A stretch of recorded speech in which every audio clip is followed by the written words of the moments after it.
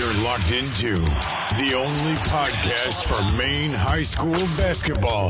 The biggest names, past and present. It's Big Time Hoops, the podcast, right now.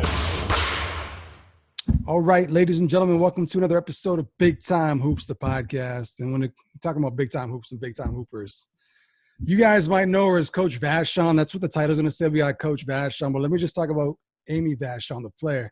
Miss Basketball, 3 times All-State, has some records at University of Maine that still hold to this day.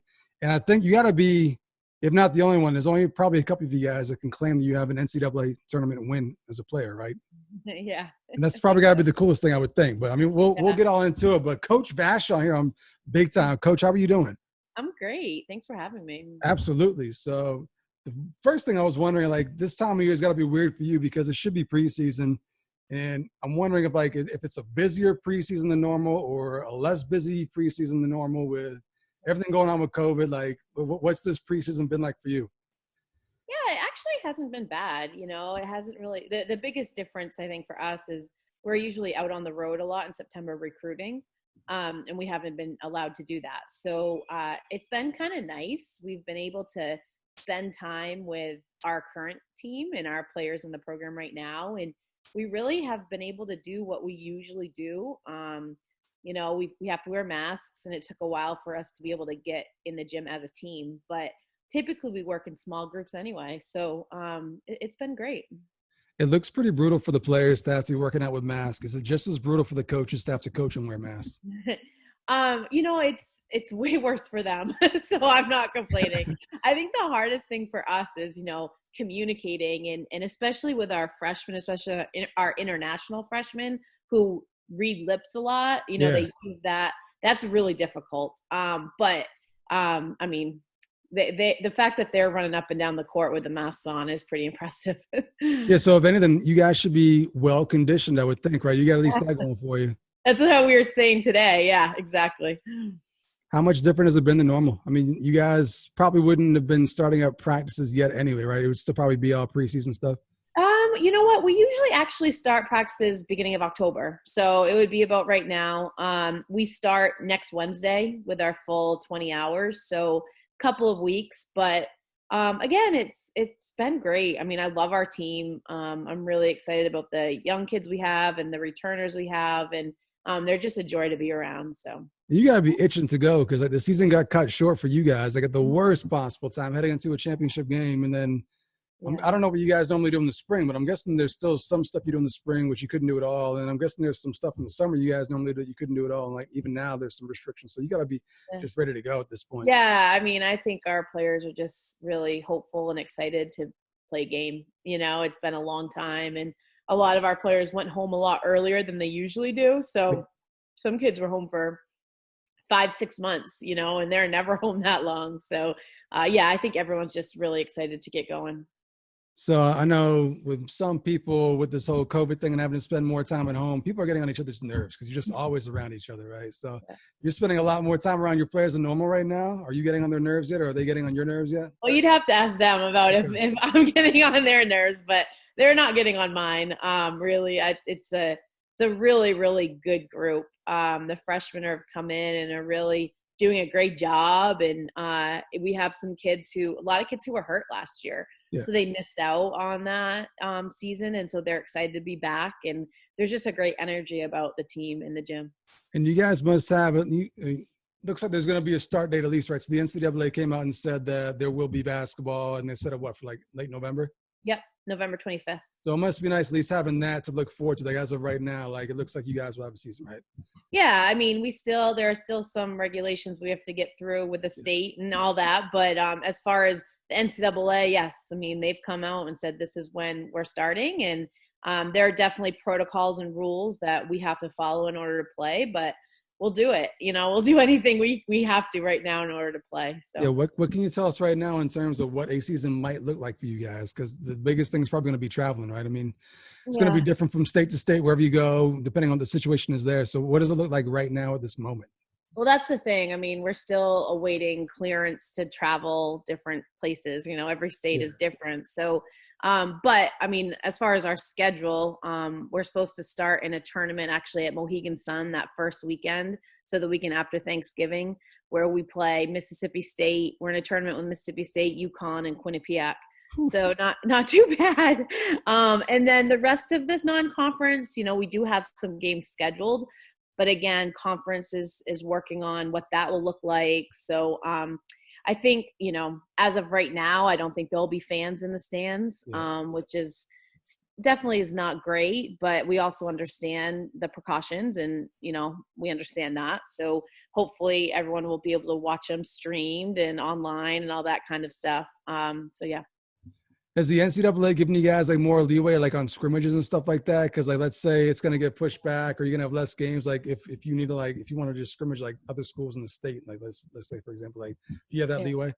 Yeah, we could. Well, you can't do it before November 25th. Right. So you can't do anything before November 25th. That's different. Usually you're able to scrimmage against some teams prior to the official start date. So you can't do that this year. And I mean, we could play other teams, but the reality is there really aren't any other college teams that are playing in the fall, in the first semester. Most teams are not starting until January 1st as far as playing games, so there's really not a lot of options there either. So it's going to be interesting. That's for sure. It's going to be definitely interesting. So I want to go full circle here. I want to take it back to the beginning and find out how you got to where we're at now, just leading a very successful, amazing program, your alma mater. But let's go back to the beginning. And I'm wondering, was basketball a choice for you, or were you just born into a family where you didn't have a choice? Because I know your dad is.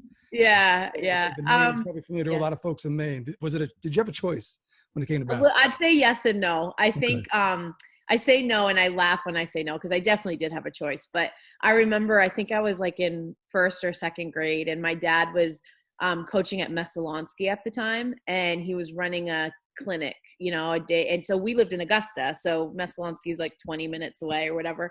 So I went to the clinic, and I remember it clear as day. I went over, we were in the middle of like full court layups or something. And I went right over to him, and I'm like, yeah, I don't want to do this anymore. I'm done. And he looked at me and he said, too bad you're doing it. Like there's nowhere for you to go. You're doing it today. But I joke about that. I mean, after that, I just always loved playing. I would go to his practices all the time, as a third, fourth, fifth grader. I'd always go to his practices, and I'd be really upset, like when they were late practices, sometimes they practice from like 8 to 9:30 and I wouldn't be allowed to go to that, and I'd be upset, So to be fair, I mean, I was born into it, but I loved it. So most of us who grew up in Maine and we who love high school basketball, we always have that person that we kind of admire growing up. Yeah. So who did you like? Who were your players that you rooted for and just loved growing up that kind of inspired you? Yeah, they were the Cony girls. I mean, the girls my dad coached, the Lanes, Marcy and Megan, Becky Demas, Lisa Meringue, and then you had, like Alyssa Farrell and Megan Lane, it's just could go on and on and on. I remember having posters of them up in my room, but they were the ones, they were the ones. When did your dad take over at Cony? 1986. Okay. So he gets there, and I was just doing some research on Cony, right? So they won 2 titles in the late 80s, I think, right? It was like 88 or 87, 89, something 87, like that. 89, yeah. I mean, he got there 85, I'm sorry. I think 85, 86 was his first year. Yeah. What do you remember about those state championship runs? Because you mentioned going to practices and stuff like that. I'm guessing you rode on the bus, went to games, sat on the bench. Yeah. What about those state championship runs? Yeah, I did all of that. I remember the first one was like a huge upset. Portland with Ed Feeney was coaching. I think they had one of the Bay sisters on the team, and they were good. And they had come to Cony for Christmas for a tournament and beat that Cony team by 30 easily. I mean, just killed them.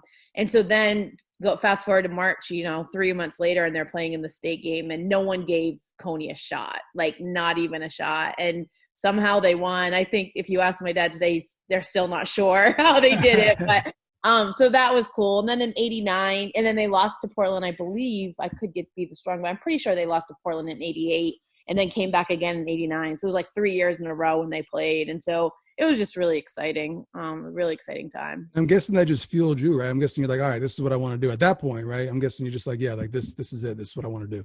Yeah. And I mean, I was fortunate. Like I said, I was able to go to my dad's practices and I practiced with them, so like I was going through drills with them as a 5th, 6th, 7th grader. Now, I don't know how good I was, but I was able to do those kind of things. And the high school girls just kind of accepted me and it was awesome.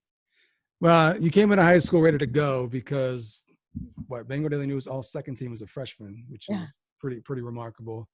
But your first couple years in high school, you had somebody in front of you, right? You guys had someone to go through. You guys wanted to win state championships, right? So there was a roadblock there. Did you guys actually meet up in East Maine finals, or where did you guys battle? And we're talking about Cindy Blodgett for people. If whoever doesn't know, no. So we played Lawrence. We played Cindy twice in the regular season because they were in the KVAC, so they were in our conference, and then we always had like a KVAC championship game too. So we really played them like 3 or 4 times every year. And so the first year, and we beat them in the regular season a couple of times. I mean, we never beat them when it counted, but we beat them, during the regular season.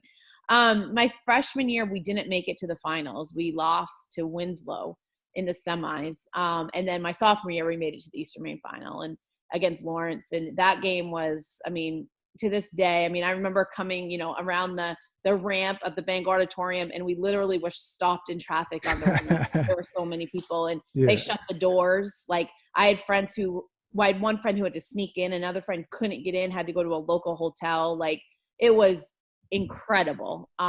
Really, really cool atmosphere. Yeah, because I was gonna say I've seen pictures of like just Cindy in tournament games, and you could just see like the auditorium packed. But I'm guessing at that point too, right? Her senior year, like the full legend of Cindy Blodgett was in effect. So like this had to be like a hype type game. Yeah, and I think we were the number 1 seed, if I'm not mistaken. it was like we had beaten each other, so everyone knew it was going to be a really close game. And she won, and they won. So that's all right. So. But obviously, you guys rebounded back and back-to-back state championships to go out. So you talked about your memories watching your dad's first couple state championships. Yeah. What do you remember most from your state championships? Yeah, I remember the first one was just so exciting.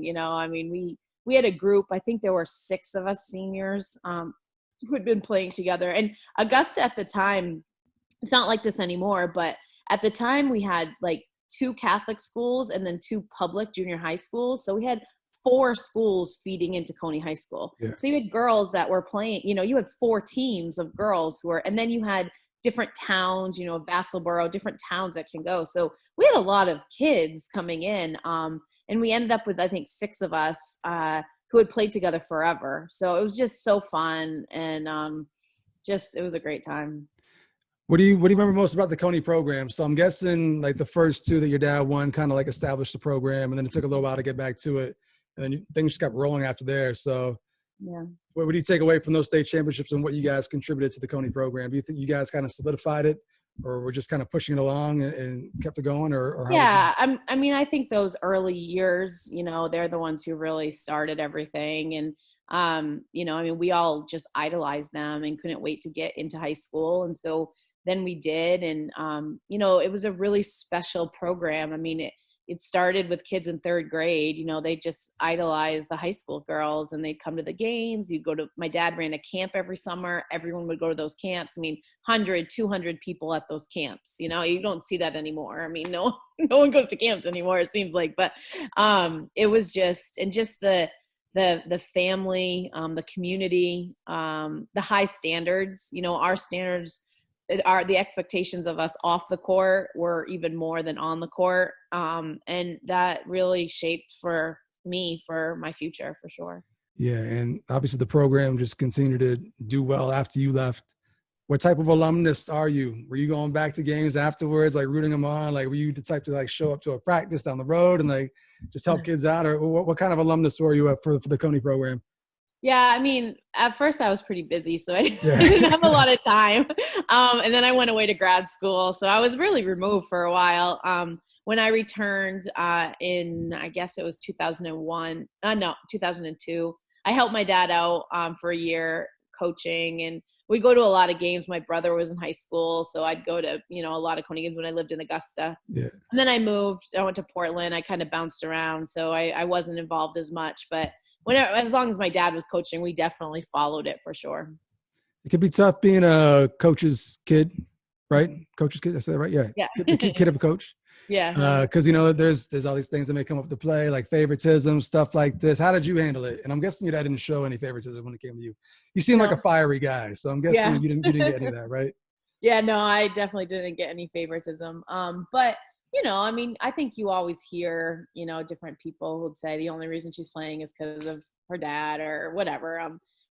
That happens sometimes, but I think when it gets to the point of, you prove that you're good enough and talented enough to play, then, everyone else just kind of lets it be. My dad was really good at, knowing what each individual player needed. So there are some players he never yelled at. There are some players he always got into, and that's how they responded. And so he was awesome. Like, just one of the best experiences playing for him, for sure. And you also capped off the senior year with a Miss Basketball title. So what do you remember most about that weekend? Was it something that – I'm guessing it's something you work towards. I mean, it's got to be a goal for anyone, right? You just want to be the best. So I'm guessing that was something that you strove for, or something that you wanted deep down maybe? Yeah, I mean, I definitely want to be the best. I mean, I'm not one to like put awards on my bucket list that I have to win or anything, but I do remember that weekend, and the other two finalists were two of my really good friends, Katie Clark and Brie Fecto at the time. And I remember being so nervous, like shaking, and then won and had to speak and was like, what is this? But I mean, the weekend was so fun. We had 4 of us seniors from Cony made the East-West team. And so we were all there, and I had a lot of friends. It was just a great time. Yeah, and I ask a lot of people this too, who get to play in the game, and I'm just curious what your mindset is when it comes to All-Star games, because you seem like the competitive type. So do you go into All-Star games like, all right, I'll take my foot off the gas a little bit, or are you just out there to win and just – It's been so long since I played an All-Star game. I couldn't even tell you. I mean, I remember that weekend was fun because I was playing with a lot of my teammates. Yeah. So I just remember that. I couldn't tell you if we won or not. I really don't. Yeah. So you got to go play after high school. That's pretty cool. Not everyone gets to go play in college. So you had a college career ahead of you, and obviously chose UMaine. But what was the recruitment process like? Did you know from day one you wanted to go to Maine, or you just kind of shake out that way? What was the process like for you? So I knew pretty early, this is going back, 25 years ago. So things have changed a lot. Yeah. Back then, the recruiting rules were different. The timelines were different. I committed to Maine the July before my senior year, which was really early back then, like super early back then. And now that's almost late for a lot of people, So for me, I just always remember, I'd go to these tournaments and I'd get a lot of letters, and that was really exciting. That first tournament you get back and you get all these letters. But I always remember, Coach Palumbo was always there. She came to my field hockey games. She came to my basketball games, and she was able to talk to my dad because my dad was my coach. So she'd always be calling my dad. Yeah. I remember going to campus to visit. And then when coaches could start calling, I remember thinking, don't like this. Like, I didn't like other coaches calling. I didn't like, they were nice, but it was like a waste of time, isn't, I don't like this. So why? And, I just always, I have a big family in Maine. I love Maine. I saw what that program was doing and wanted to be a part of it. And so it was really a no-brainer for me. Yeah, and it's a little bit different now too with this recruiting thing, because kids can get exposure through AAU and these camps and stuff like that. It's obviously a lot bigger now than it was back then. Were you doing like the travel team thing back then? We did, but I tell this story and people laugh. But my going into my 8th grade year was the first year of AAU and in Maine. Yeah. And you had to have 3 teams to be in the state tournament in order to qualify for nationals. And so we had tryouts. We had all of the best players in Maine on one team. That was my team. And then we randomly found like 2 other teams to just play in the tournament. Yeah. It was at Waterville High School. It was crazy, you know? And so people look at that now and like, that's insane. You know, there are so many different, but we did, and we were able to travel. Not like they travel now. I mean, we would do one tournament in the summertime, you know? We were not going every weekend and all of that. We weren't doing that. So, but it was good. It's changed. It's changed a little bit. It has changed. It has. So you mentioned the UMaine program at the time that they were just doing things, and it was just very attractive for you. You also became teammates with one of your rivals, right? Yeah. So Cindy's there. Yeah. What kind of teams did you come into? Because I'm guessing they were, if they had, and they were competing for America East Championships those 2 years prior to you getting there. What kind of program and team were you walking into? Yeah, they had gone to the NCAA tournament 2 years prior to me getting there. They were a winning team. I had no expectations going in. You know, I was just so excited to be part of that program. And I was going to a team that had 2 seniors and 2 juniors who played a lot. And I mean, we had 5 freshmen coming in, big class. And so, yeah, it was a great, great program. And back then they were playing games at the Alphon. What was the Alphon like? It must have been rocking in there, I'm guessing. It was. It was cold. It was really cold. And teams would come and just couldn't believe that we were playing there because it was really cold. Yeah. But it didn't faze us. I mean, whatever. But and we were fortunate. I mean, we were playing in front of, this was before games were streamed. Yeah. You know, so if you wanted to watch the game, you had to go. Like there was no on Wednesday night when it's kind of cold, I'm just going to sit on my couch and watch it on television, you know, like you couldn't do that. So I think, you know, we averaged 4,000, 5,000 fans a night at those games. And it was awesome. I remember like towards the end of Cindy's career, it got to the point where like there'd be games on Sundays, like some of your home games were actually on TV. And I remember Dad being like, we're gonna watch the UMaine girls today. We're gonna stay home and watch the girls. And I was like, all right. And I just remember the atmosphere being crazy. Yeah, it was great. It was great. It's always an adjustment to jump levels, go from high school to college. What was the biggest adjustment for you as a player? Yeah, I mean, I just think, I don't know. I mean, the strength, the quickness, all of that kind of stuff. You know, and I just had no expectations. I was just going to go and work really hard. And I was fortunate to have been coached by my dad, and we learned a lot of things. Our fundamentals were really good. And so defensively, I really like to play defense. And so I think that jump from high school to college, a lot of times defensively is tough. So that was helpful that I was able to do that. And I like to pass the ball. And we had some players on our team that could just flat out score. So that helped. Yeah, definitely. Sure. Yeah. Did you have a moment where, because you mentioned not really having any expectations, did you have a moment like maybe through your freshman year, or maybe into your sophomore year, you were like, okay, like, I could play at this level, I can contribute, I'm going to be all right. Did you have like that moment?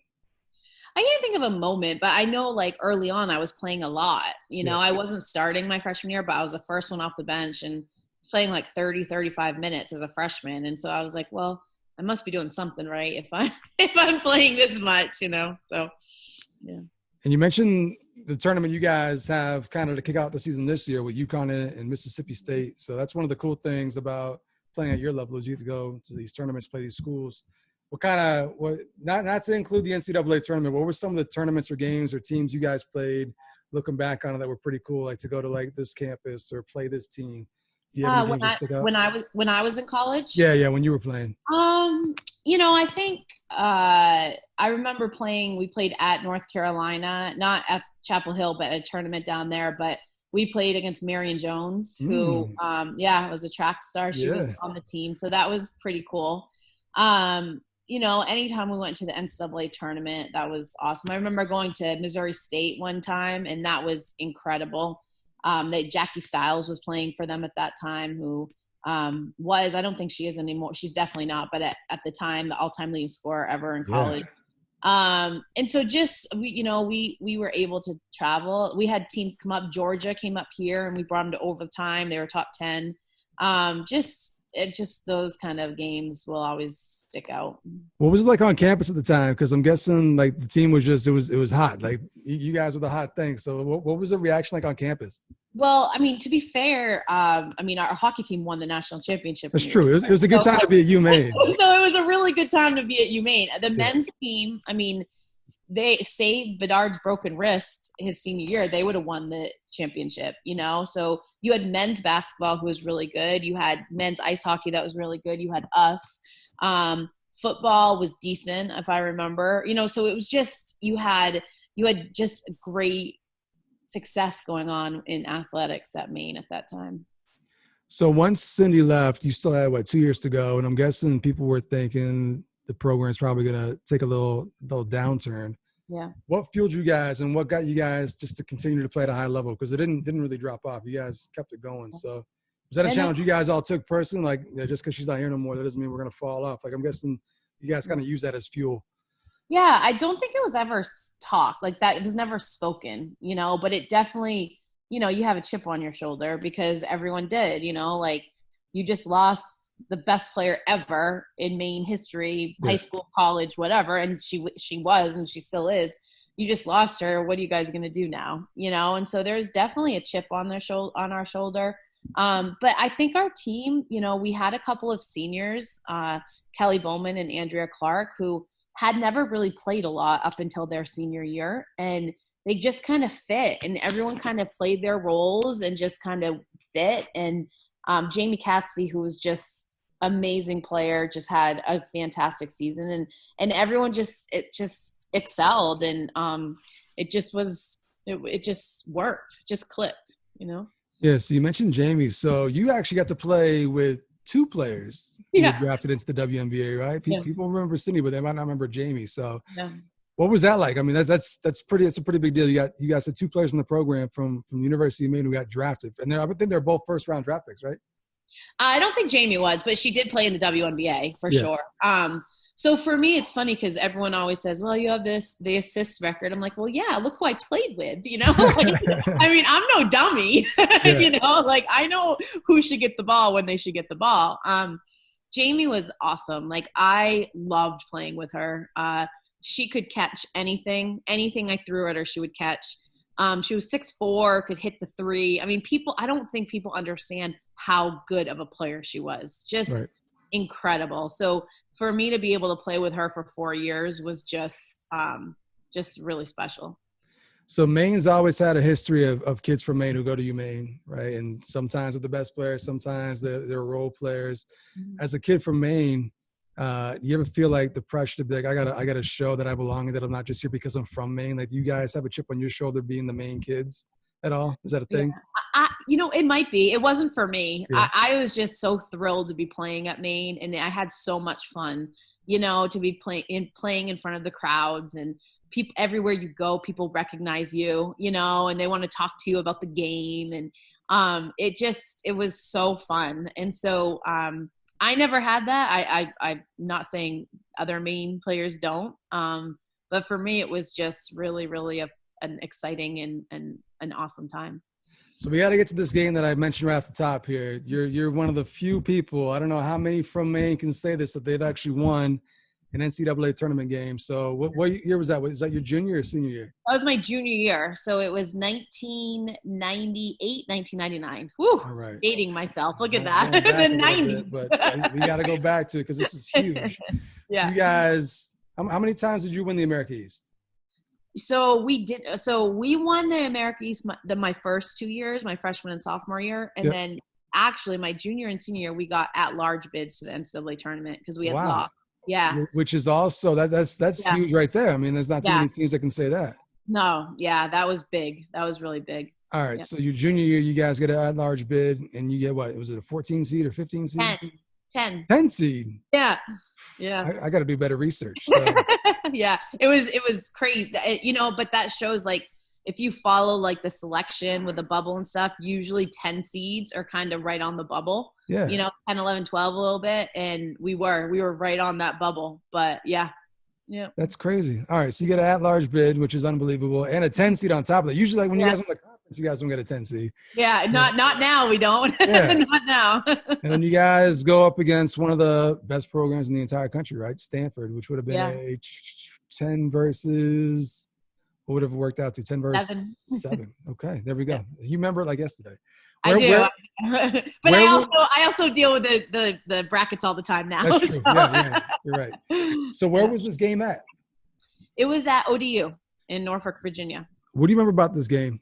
Because they would have been, had to be competing for national championships all throughout that time too, right? So they had won in the early 90s. The year prior to us beating them, they actually were the number 1 seed and got beat by Harvard. They were the first one. But they still were, Tara Vanderveer, they're still very, very good. So I just remember the one thing, Coach Palumbo was really good at a lot of different things.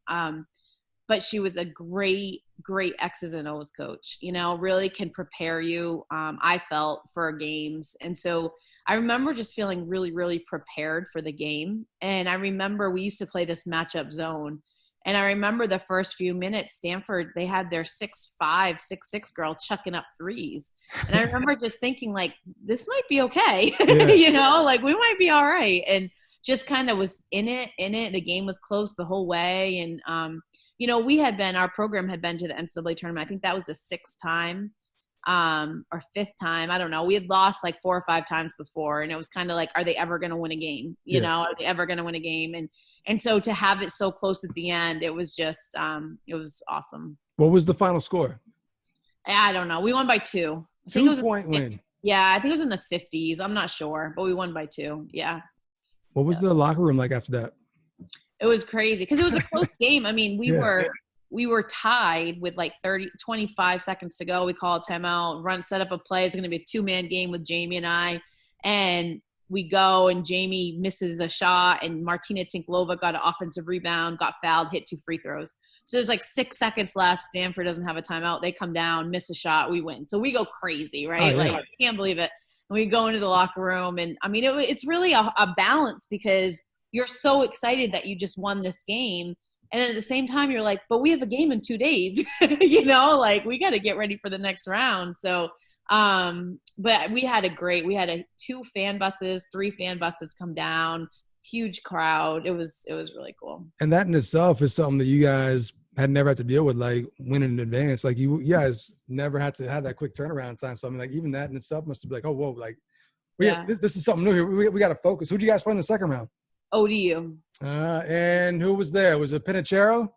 Pinachero had just left. She was in the crowd. Okay. It was Natalie Achanwa and not Natalie Achanwa. I'm sorry. She's playing for the WNBA. She played at Notre Dame. It was there was Natalie Diaz and there was a girl from Portugal, Mary Andrade. She was there. They were really good. And they won a national championship right around that time too, right? Before us. Yeah. That's crazy. So, yeah, it was it was cool. It's not a bad thing to have on the resume. It's something you can always hold over your players. Look, girls, I've got to win, okay? Listen to me. Yeah. I've got one. How did senior year end for you guys? Senior year was a tough year, we had a great junior year and then senior year, it was a really up and down year, again, we lost in the final we got beat badly in the championship game. Just really badly. And we really felt like the season was over. There was no way. And we got another at-large bid and went out to actually Santa Barbara, California, which was gorgeous. Yeah. Played North Carolina out there. We were up 10 in the second half. And then, they had Nikki Teasley was on that team. She was super good and they came back and beat us. But yeah. Not a bad college career, though. No. Really, really, really cool things right there. Yeah, absolutely. Real quick, can you show love? I'm from Northern Maine, so we always got a chip on our shoulder because we feel like we always get the short end of the stick. People always doubt us, but I think one of our Northern Mainers played with you guys when you were there. Tracy Garrett, right? Was she there when you were there? She did, Tracy. Can you give Tracy some love, real quick? Oh, wisdom. Small town, St. Agatha, Maine. That's right. I could tell you a lot of stories about Tracy, but really hard worker, and for I'm sure now, I'm sure everyone from Northern Maine knows she's a runner now, amazing runner. Mm-hmm. So before every season, we used to have to run 5 miles, and it was around the campus, the trails and stuff. And I remember I think I was a senior at the time. She was a sophomore, and I remember running with her, and she was I'm like, you can do it, Trace. Come on, stay with me. And I laugh at it now because I'm like, are you kidding me? Yeah. Like this girl who should have qualified for the Olympic trials. Yeah. I was like bringing her along. Unbelievable. But that was back when, she was she was a great soccer player. She was like, really run. And, but talk about a hard worker. Like that kid, came to Maine, promised nothing on no scholarship, and just worked her way up into a starting role and a really key contributor. It's really cool. Shout out to Tracy. Small town hoops from Northern Maine. Absolutely. So there's a gap between when you finished college and getting into coaching. And I got a story for you. We actually crossed paths one time. You're not going to remember this. All right. But we actually crossed paths. This probably would have been like 2000. It probably was right after your playing days. Okay. I used to go to Tiger basketball camp in Fort Fairfield, Maine. Oh, yeah. And one time your dad was the guest speaker.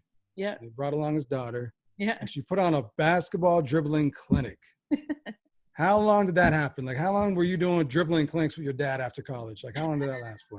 It didn't happen often. I think I just went with him for the ride. Okay. And, yeah. It was impressive, though. 2 ball drills, just going to just all kinds of crazy stuff. At what age did you lose that ability? Can you still do it now? Like if someone throws 2 balls. I can do 2 balls now. I mean, it's stationary, so I can definitely do that. But yeah, I can still do that. Yeah. So for a lot of the coaches that I've talked to, they knew like in high school, they're like, I want to go to college, and after college, I want to coach. When did coaching cross your mind? Oh, I mean, I was anti-coaching for a long time. You can ask anyone who talked to me. When I graduated college, I was like, I am done with basketball. It had been my life forever, I'm guessing you get burnt out, right? It's a huge, huge commitment. That's all you do. Yeah. I mean, I was done. There was no interest. I had no interest in trying to play. I had no interest in coaching. Like I was and I wanted to kind of do my own thing. I wanted to be somewhere where no one really knew me. I could be Amy Vachon, some random girl, so I went to grad school in North Carolina at Chapel Hill, did not do anything with basketball, didn't go to a game, didn't do any. The closest thing I did is when my twin brother came to visit me, we went to Cameron to tour it, went to Dean Dome to tour it, but it's the closest thing I got to it. Came back, and again, I was working as a guidance counselor and just kind of coached field hockey, but wasn't really into basketball, and just kind of found myself being brought back into it, and so and then I just said, you know what, why are you fighting this? Like, this is part of your life, you love it, let's see where it goes. So here I am. What was the first gig? You mentioned helping your dad out a little bit at one point, but my first actual coaching basketball job was at Waterville High School. It was in 2000, so I had just graduated from college, and they had asked me to coach, and I said I'd do it, but I was only going to be there for a year because I was going to grad school. And so I did that, helped my dad out. Then I was helping out at Greeley for a little bit. And then I helped out. So I did Greeley and then Macaulay and then Maine. So 1 year at Macaulay, state championship. First year UMaine, conference championship. You pretty much win everywhere you go. When was the last time you lost something like your first year in it? Like, when was the last time you actually did not win the championship at the end of the year? Well, for a while at Maine, we weren't winning. It took a little while to turn it around, but your first year as a head coach, you win the conference. Oh, my first year as a varsity coach, you win a Class A state championship. Yeah. So when was the last time you actually lost, when you were in charge of something? Has it been a while?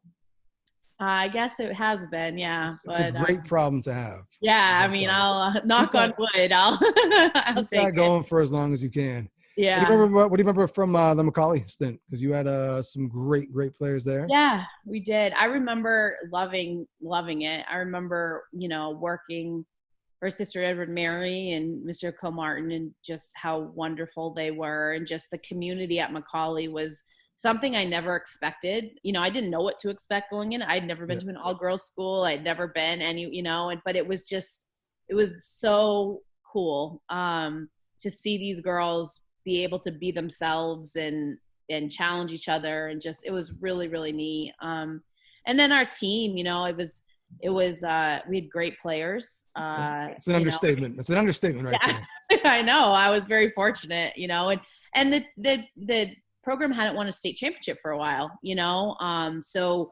when we won in the semifinals at the Cross Arena, those girls had never won a game there were in high school. So that was pretty cool. And it was just, there's so many memories about that season, but it was a lot of fun. I had Allie Clement on a couple weeks ago. Yeah. Can you give me an Allie Clement story or just speak on Allie? Oh gosh. I just remember, Allie coming in as a freshman and how talented she was. She was so fast.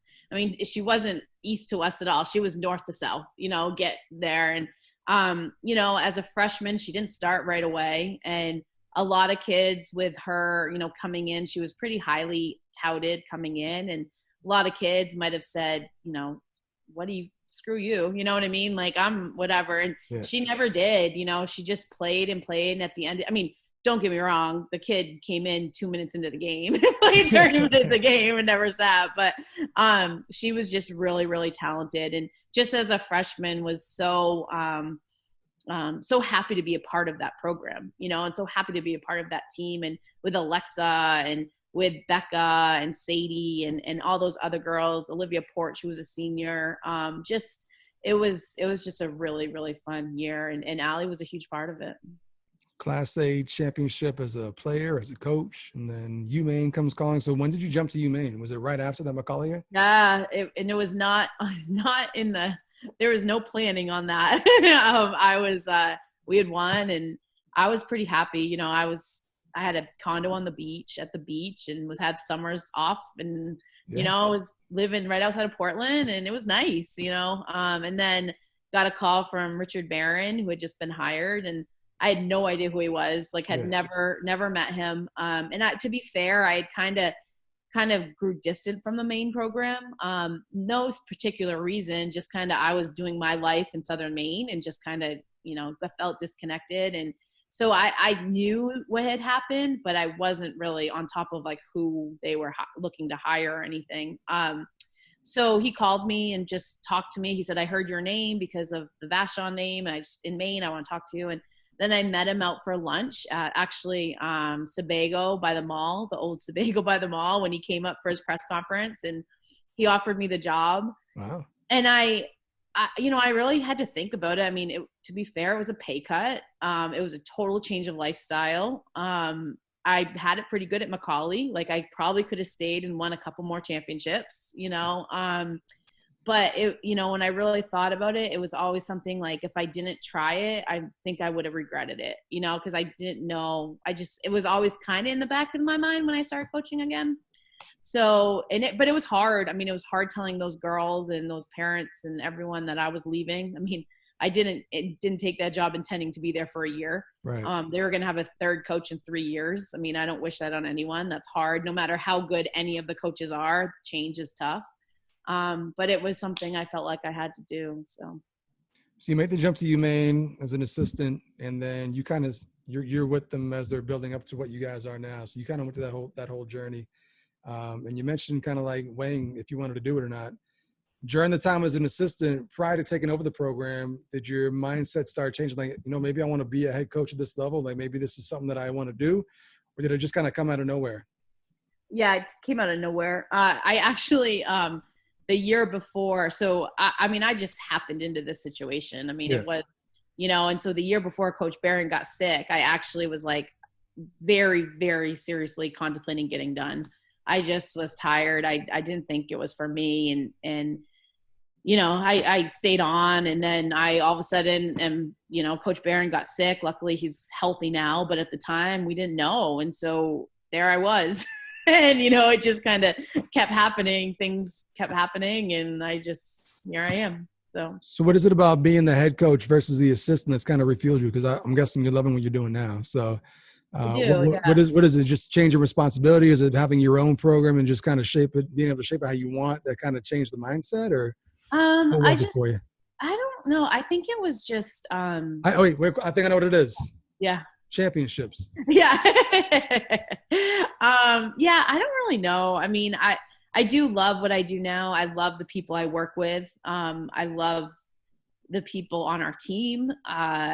And that makes it great. Obviously winning helps. I'm not gonna lie about that. Those first couple years when Coach Barron was really rebuilding it. It was tough. I mean, Yeah. that second year we won 4 games and we lost 18 in a row at one point. And I'm like, I don't think I've ever lost 18 of anything in my entire life, like combined, I was like, I can't, this is so hard. But that's understanding that's a process. And sometimes you got to go through really tough times to get out on the other side. And I don't know. I just am really enjoying it right now. So, yeah. So I mentioned you were able to win a Class A championship as a player and a coach, able to win an America East championship as a player and a coach. What's it like being back there now? Because you mentioned kind of distancing yourself from the program for a little bit, but now you're fully in it. Like, what's it like being there now? Yeah. And just having the history as a player and doing great things as a coach. How are things in Maine for you right now? It's really kind of surreal when you think about it. I mean, I love Maine. I love the university. It's really easy, when you're recruiting someone to recruit someone to a place that you love so much and that you have experienced. I mean, our staff, everyone on our coaching staff went to Maine. Everyone's from Maine. 3 of us played at Maine. So that's helpful. But that shows you how important and how special of a place Maine is, and is it for everybody? No, probably not. But I think the people who come here absolutely love it and thrive and grow. And it's just a really special place. You mentioned the assistant coaches, and real quick, I want to give some more love to Northern Maine. Can you please talk to us about Parise? I had her on when she was playing. She did the podcast a long, long time ago. Yeah. But I haven't had her on now that she's a coach. So how is she as a coach? She seems to be fitting as a in coach. just right. No, Parise is great. I think she's starting to really find her voice. I think it's hard, when you come in, especially when you come in as someone who just played with all these players and now you're their coach. That can be a hard transition. But Parise is, if anyone is suited for that, Parise is. She's able to really find that balance between, still being friends with them, but also look like we can't be friends like we used to be friends, kind of thing. But she's awesome. I mean, and she's just, for anyone who knows Parise, just one of the best people you'll ever meet, So I'm thrilled that she's still part of our program. Absolutely. So one of the biggest things with coaching college basketball is it's not just coaching, it's recruiting, right? Recruiting is just as important as coach, because you can be the greatest coach in the world. If you don't have talent, you're going to struggle, right? So there's a couple different ways you can go about it. You can go out there and just, I'm going to get the best players. Whoever I can get them, I'll bring them in. Or you can try to build your program and have players that kind of fit your program, bring them in. So what's the approach you guys take? Because you guys have had to get a little creative and look in places that maybe not everyone else is looking in. How do you guys go about finding players for your program? Yeah, so the first thing that we honestly is it's obviously the big net, or what kind of separates as you see them play basketball. I mean, if they're not good enough, you're not going to contact somebody. Yeah. But quickly after that, it's getting to know the person who you're recruiting. For us, there's a fine line. What are you going to there's a fine line between a great player and someone who's not they might be great, but is it worth having them in our program, kind of thing. Yeah. And for us, if we have to make that choice between really good person who understands our standards, who believes in what we believe in, who wants our expectations, versus a really good player who doesn't, there's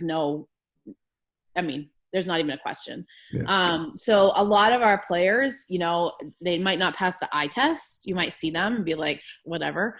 But they have the intangibles, and they have the fundamentals, and they have the drive and the competitiveness. And it's just awesome. I mean, to watch our kids grow and how they improve year after year is truly incredible. You look at our senior class itself. I mean, it's amazing what they've done since their freshman year and how they've improved. So it's a lot of fun. I think, again, it's just for me and for our staff, yes, they can be great players, but they have to be just as good as people and have those standards for sure.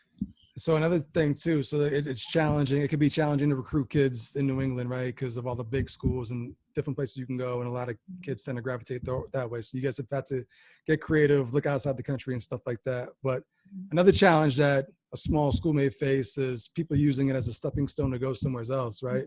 So how do you guys tackle that on? Because that can be a challenge. And the kid's good enough to go somewhere else, like good for him. I'm sure you guys don't hold anyone back, but how do you find those players that want to stick around versus will come in for a year or two and use it as a stopping ground before moving on?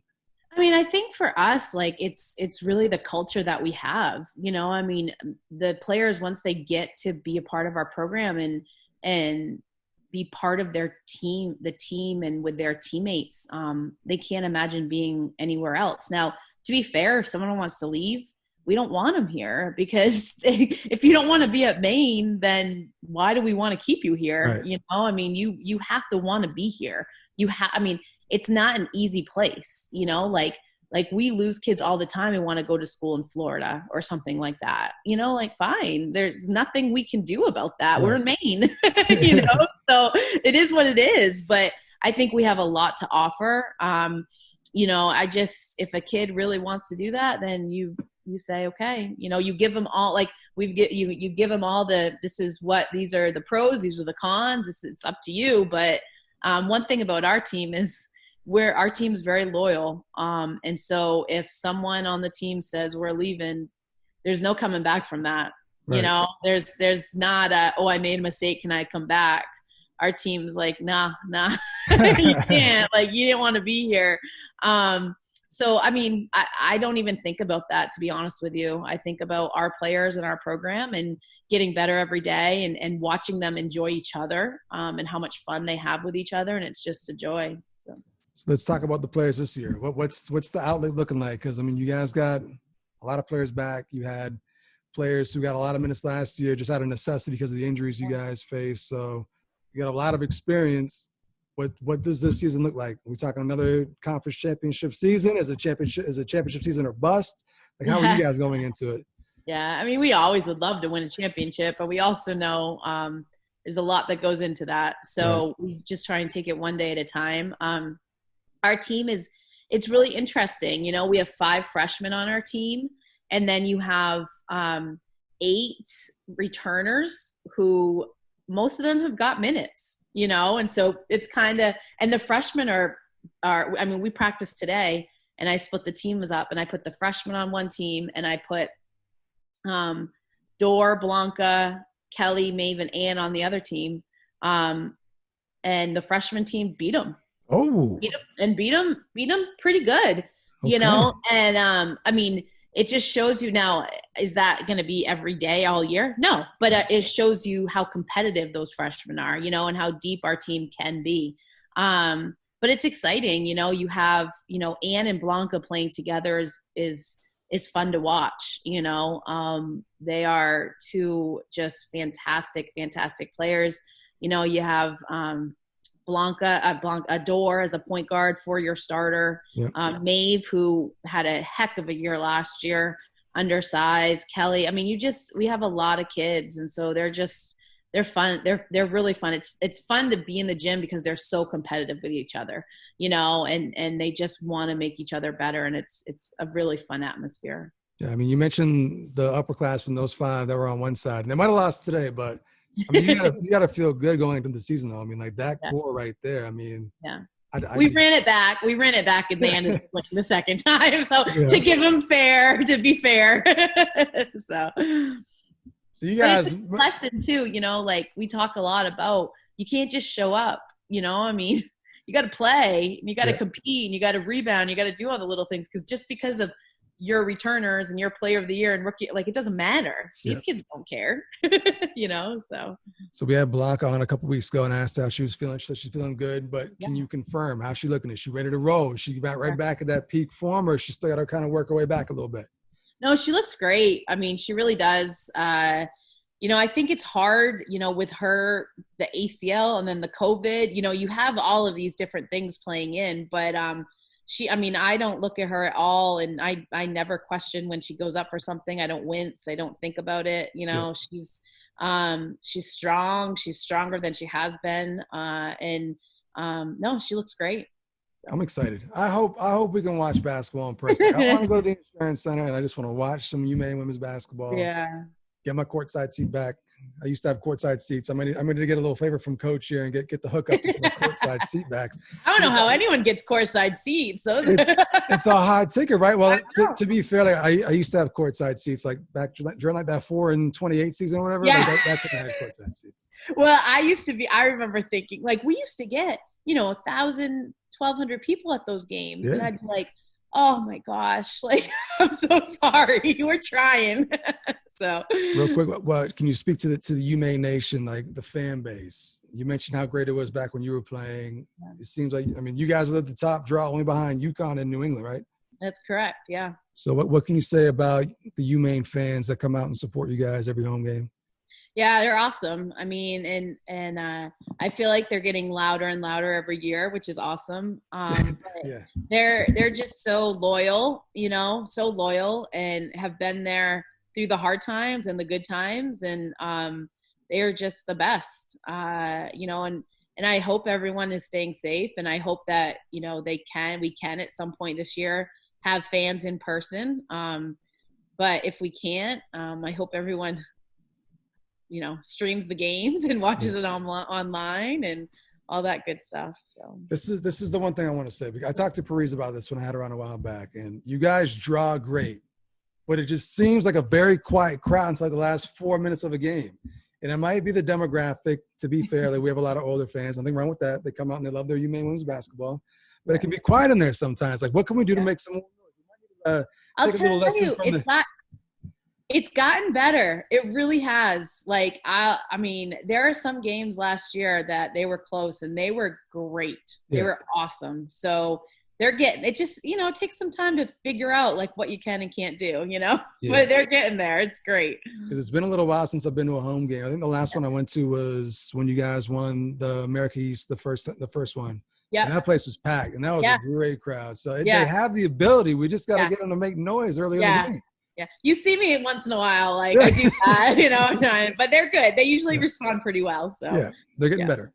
Yeah, they're getting used to winning. They're getting used to what they can do, what they can say. It's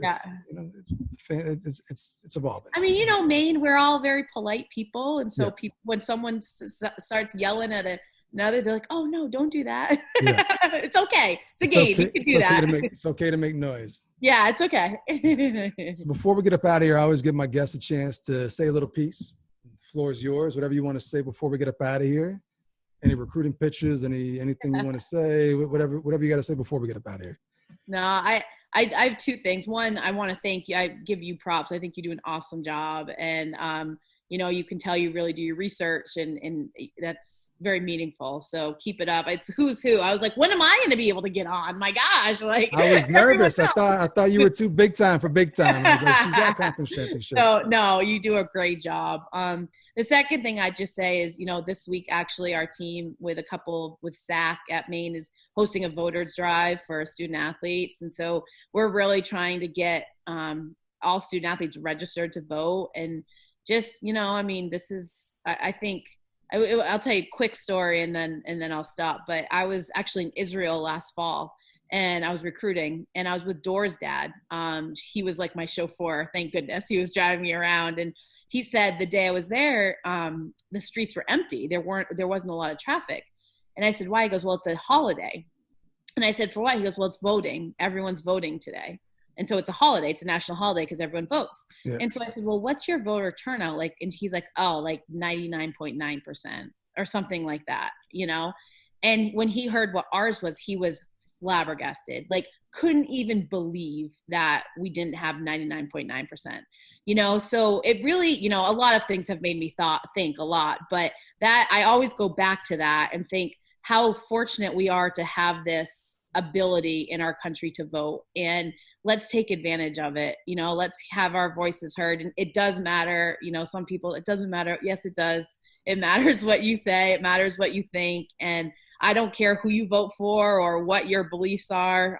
But we'd love to see, I know I'd love to see all of our student athletes registered. And if we can set a record in Maine for voter turnout, I think that would be fantastic. So That's my spiel. Absolutely. Shout out to the UMaine Women's program. It's a great follow on social media. It seems like you guys are very in tune with what's going on and got all kinds of different things going on. It's good to see that, they're student athletes and not just athletes, and, Right. and being part of the university, being part of the community and stuff like that. It's really, really good to see. So Awesome. Thank you so much. Amy Vachon, ladies and gentlemen, Coach Amy Vachon here on Big Time. We wish you the best of luck this season. We hope that there is a season. We're going to be watching that closely.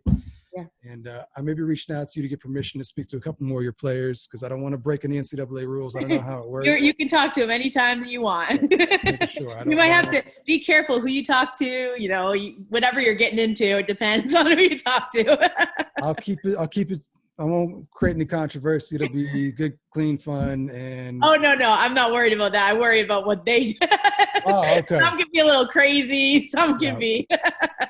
Well, crazy is good for ratings, so we need to find out who the crazy ones are and bring them on. But I'll let you know. In all seriousness, best of luck this season. Like I said, I hope we can watch UMaine women's basketball in person. If we can't, then we'll be streaming that and watching that and rooting for the Black Bears. So thank you again. Absolutely.